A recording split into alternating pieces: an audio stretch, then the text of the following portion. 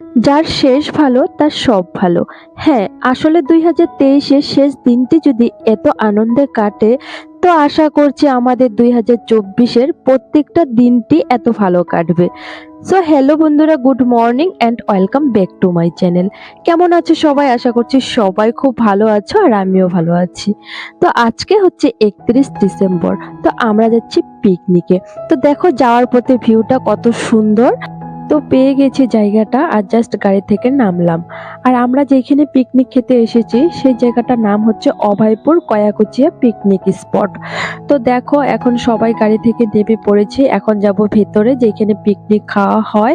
আর সবাই কিন্তু একটু ফ্রেশ হয়ে যাচ্ছি, ফ্রেশ হয়ে তারপর আমরা গেটের ভিতরে ঢুকলাম। তো এখন আগিয়ে যাচ্ছি।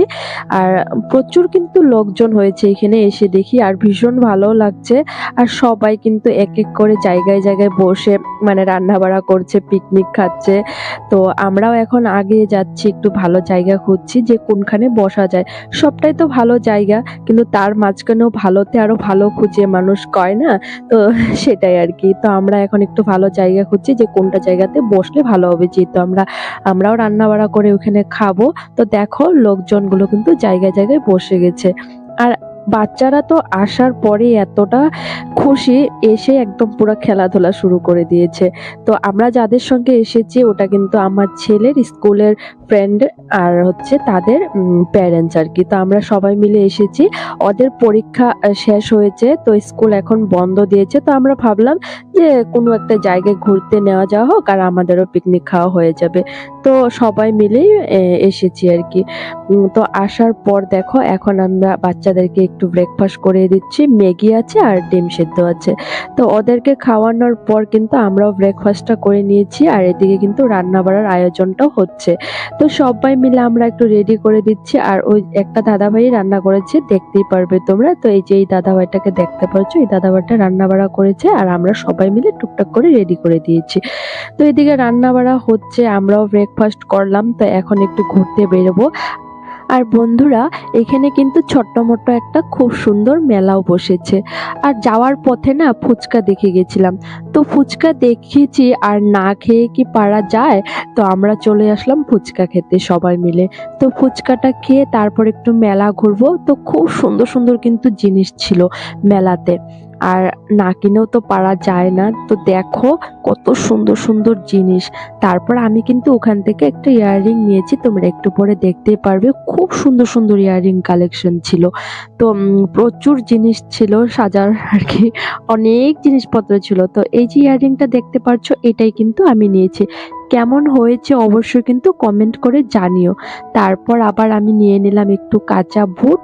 তারপর কাঁচা বুটটা সবাই মিলে একটু একটু করে খেলাম। আবারও একটু অন্য সাইডে ঘুরতে বেরিয়ে পড়লাম। আর এদিকে তো রান্না বাড়া হচ্ছেই।